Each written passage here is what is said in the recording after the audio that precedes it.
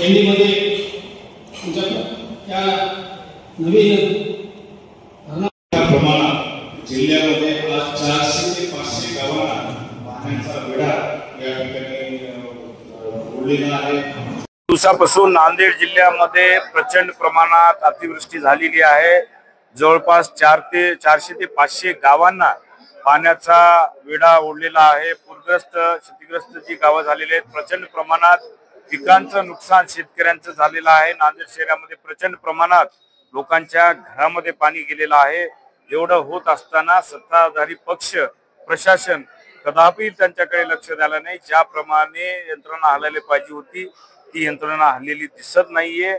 आमचे काँग्रेसचे पदाधिकारी सर्व आढावा घेऊन आल्यानंतर आम्ही हे बोलत आहोत की पालकमंत्री ज्या पद्धतीने इथं मुक्काम राहून 2 दिवस आढावा घ्यायला पाहिजे जिल्ह्याचा, कारण जिल्ह्याचं पालकत्व त्यांच्याकडे आहे आणि ते आज पालकमंत्री वेळेवर येऊन फक्त मोजक्याच ठिकाणी भेटी देऊन जर जात असतील तर हे सरकार लोकांच्या प्रती किती कृतिशील आहे या कृतीहून दिसते।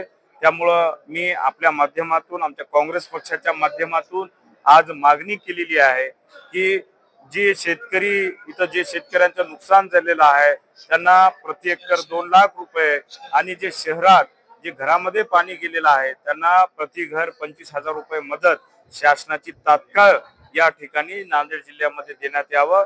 त्याचबरोबर संपूर्ण जिल्हा ओला दुष्काळ म्हणून या ठिकाणी त्वरित सरकारतर्फे जाहीर करण्यात यावं।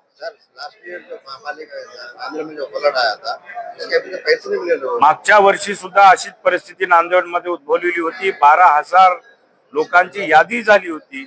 फक्त प्रशासनातर्फे 4,200 लोकांना पैसे देण्यात आल्याचं सांगण्यात येतं। अद्यापही ते स्पष्ट झालेलं दिसत नाहीये। सरकारने लवकरात लवकर त्यांचे पैसे द्यावे आणि हे सर्वे करून तेही पैसे लवकर त्या लोकांना द्यावे तर कुठेतरी त्यांना मदत या ठिकाणी मिळू शकते।